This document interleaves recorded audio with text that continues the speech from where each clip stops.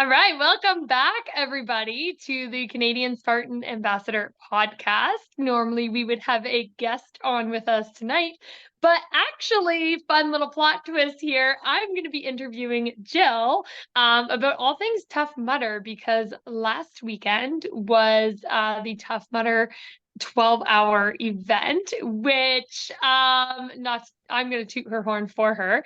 Jill won her age group, so she's going to tell us all things Tough Mudder tonight.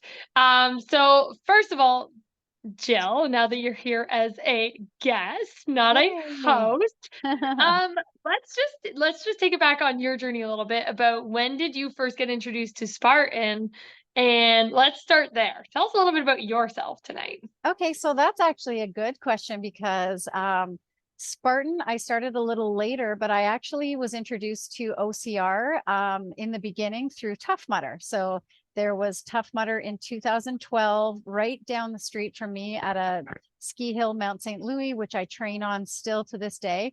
And they did 5 years of Tough Mudders there. So that was kind of my introduction.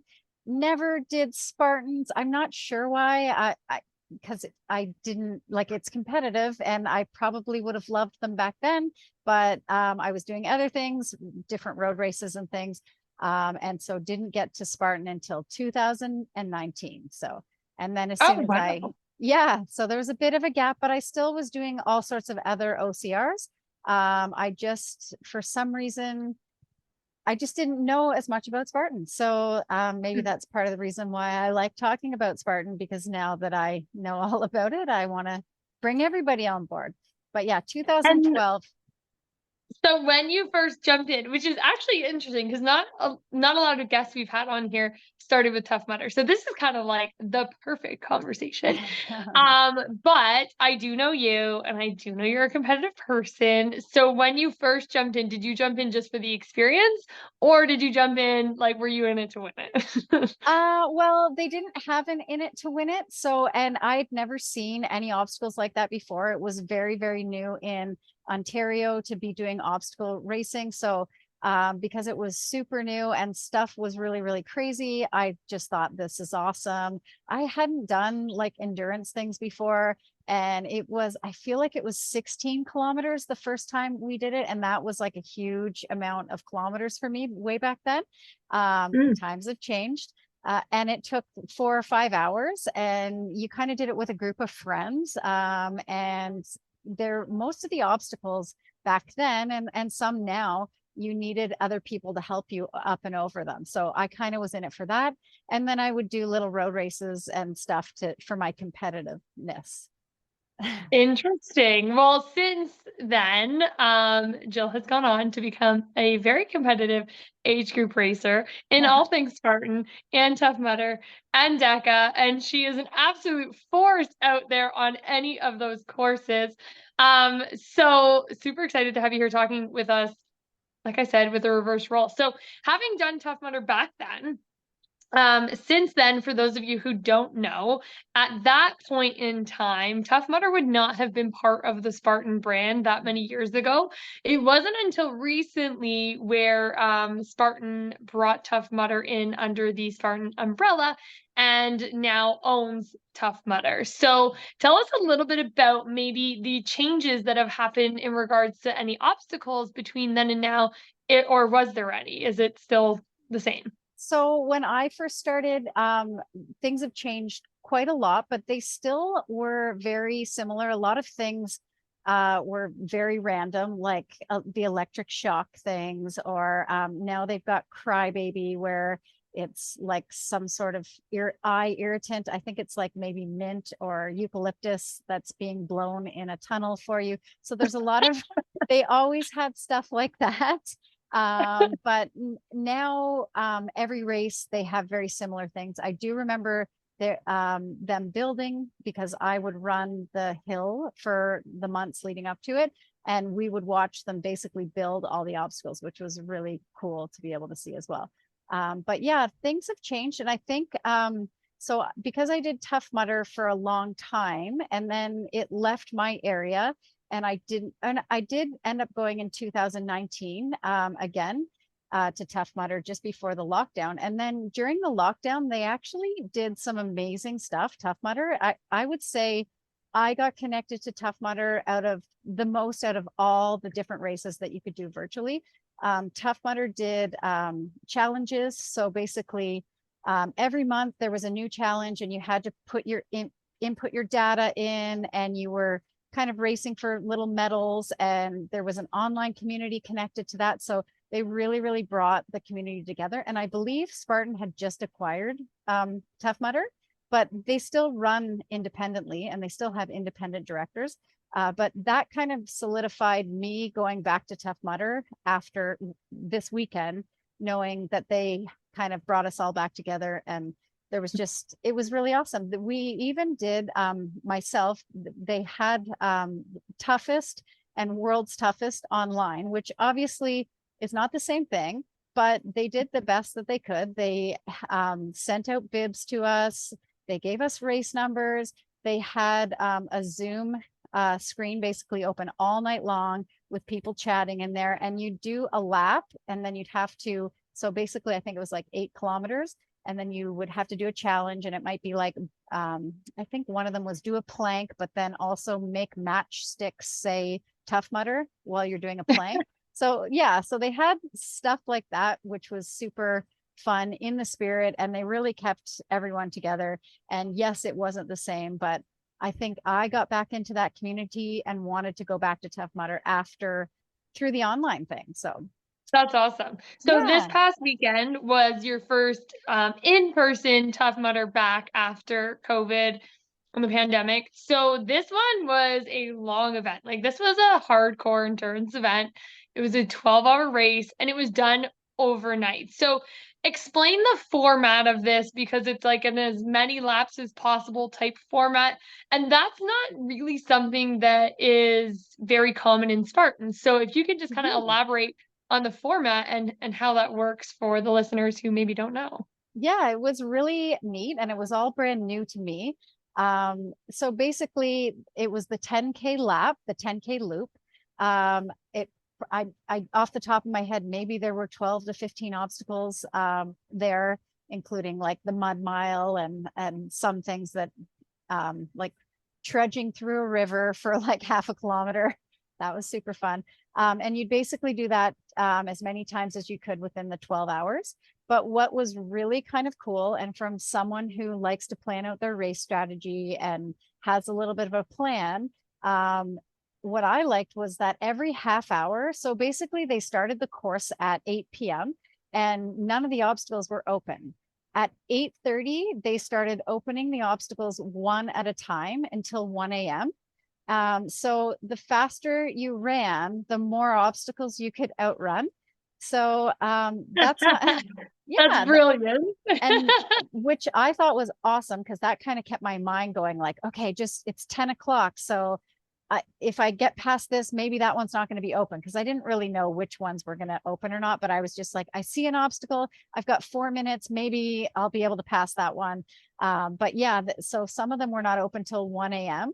So I managed to get 3 laps through without doing everything. But on my 4th lap, I had to do all of the obstacles. So That's a great incentive to like move your butt, right? yeah, Because like, like a 12-hour endurance race is no joke. Like, when you're out on the hill or wherever, the mud, the whatever, 12 hours, guys, through the night, that in itself, like the timeline of that is just such a mental, challenge in its own. But like, I feel like having that carrot to chase a little bit, that like, yeah. if you can do this, you don't have to do that in so many laps. Like, that would appeal to me to definitely get moving, like, right off the hop. And like for racers, most racers, for an ultra, it's not a great strategy to go fast at first. So, Right. and I was like, okay, it's going to be a great strategy for this one. And of course, by Yeah. lap 4, I like,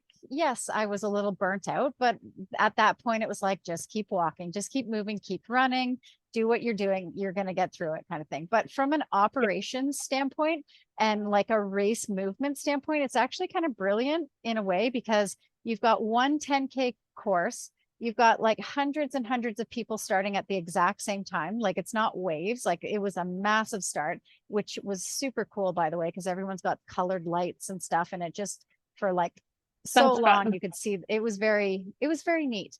But it gets people moving around the course so that none of the obstacles were bottlenecked by the time you got there, because people were running in so many different places. So it was Yeah, a smart operations move too. So that's awesome. So tell us a little bit about the obstacles themselves, because these obstacles you don't see in Spartan. Like these are very different. I shouldn't say very different types of obstacles, but they're different. They're not in the Spartan OCR races. So maybe just give us like a few of your top favorites that you wouldn't see in Spartan. Well, I'll just mention the barbed wire to start. I feel like Spartan and Tough Mudder are talking, and they've nailed the barbed wire together. So very similar Yeah. barbed wire. But at one point we were walking through like a knee deep and sometimes waist deep kind of creek, and that was fun. They had some really interesting kind of, there's some things that are a little claustrophobic, so they add a little bit of a different element of anxiety to their obstacles. So maybe that's what the word, they put a little anxiety into things. Yeah, sounds like There's, it.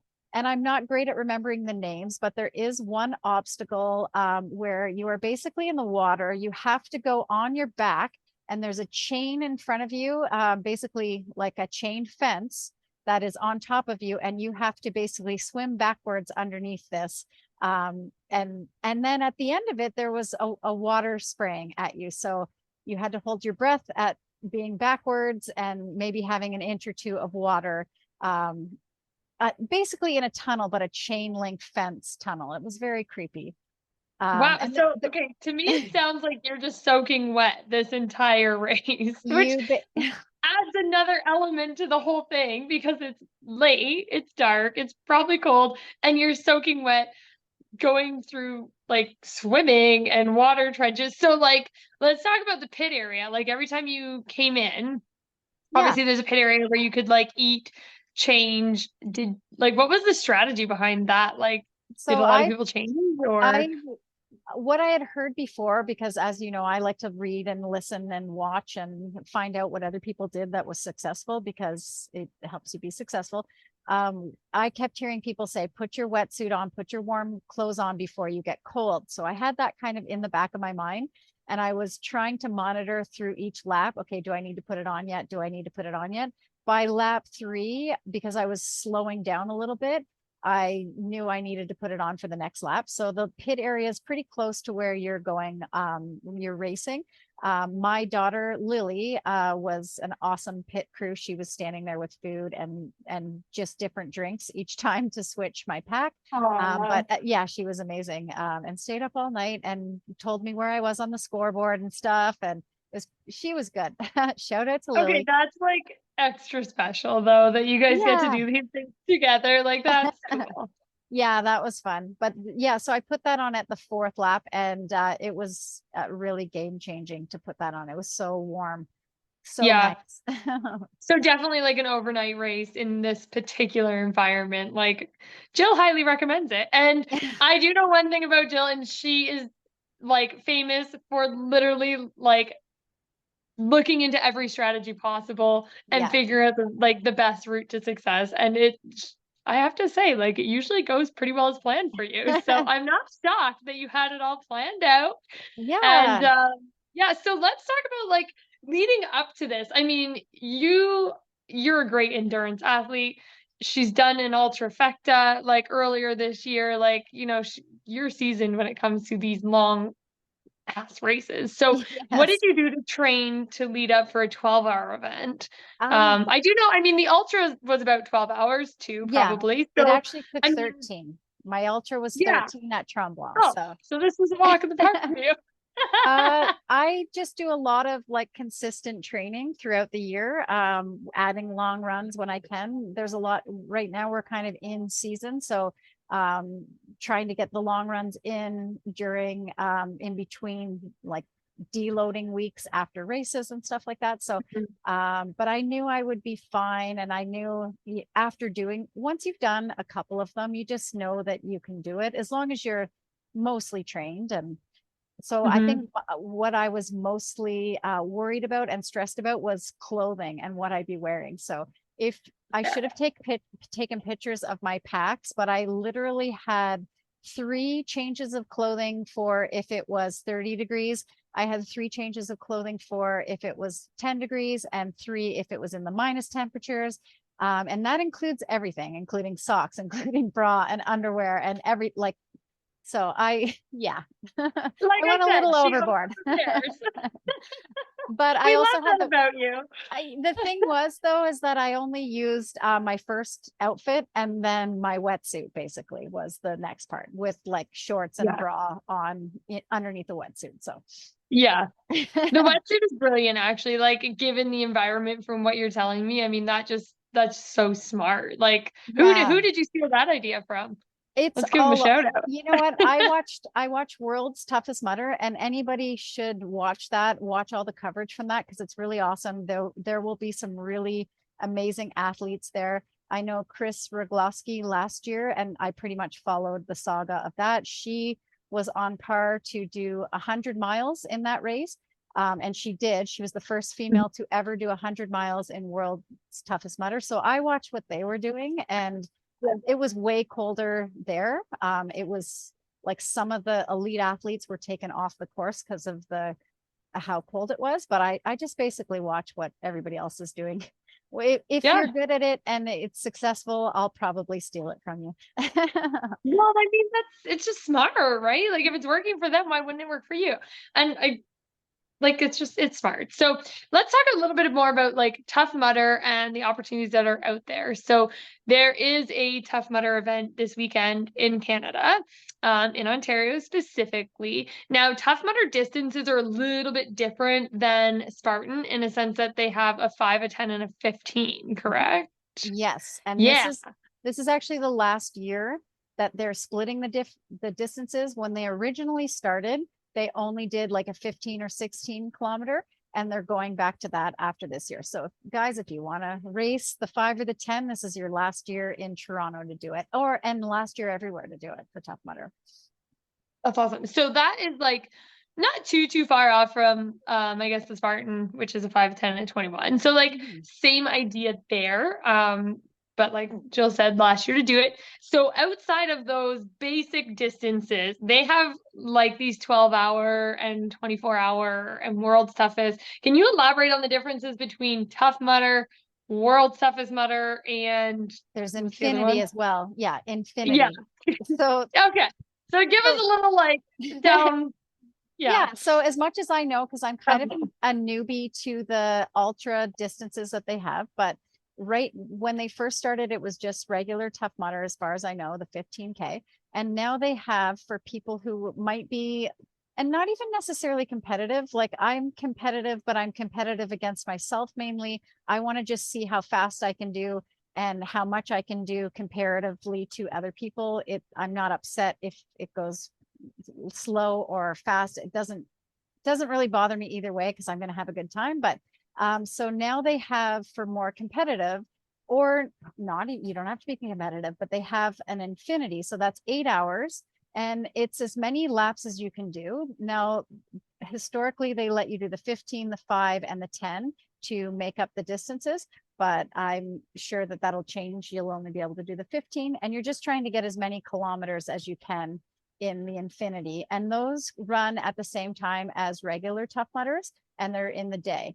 They're not at all events. There's maybe 3 or 4 that happen. And then we have Toughest, which is what I just did. There's maybe 4 or 5 of those a year. And they start at 8 o'clock at night, go to 8 in the morning. And then there's World's Toughest, which is in November coming up.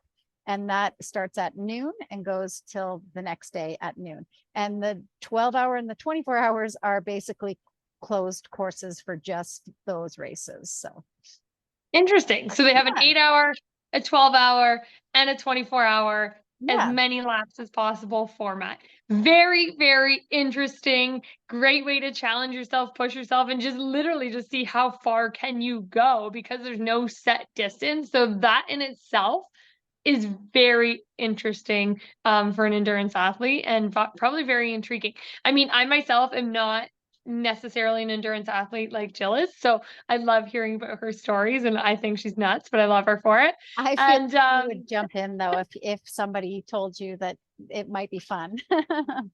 maybe I'll take your word for it, but anyways, yeah, so that in a nutshell, guys, is Tough Mudder. So this is part of the Spartan brand, and I do, from the sounds of it, hear that they have a great community like we have in Mhm. Spartan. Do you find a lot of people from Tough Mudder transition over and do Spartans, or is it mostly Spartans that jump into Tough Mudders, or is it just a free for all and there's I lots doing feel both, like you know? I feel like it's a scale. You've got your hardcore Tough Mudder, you've got your hardcore Spartan, and then there are people in the middle that kind of go both ways. Yeah. It's a little sliding scale.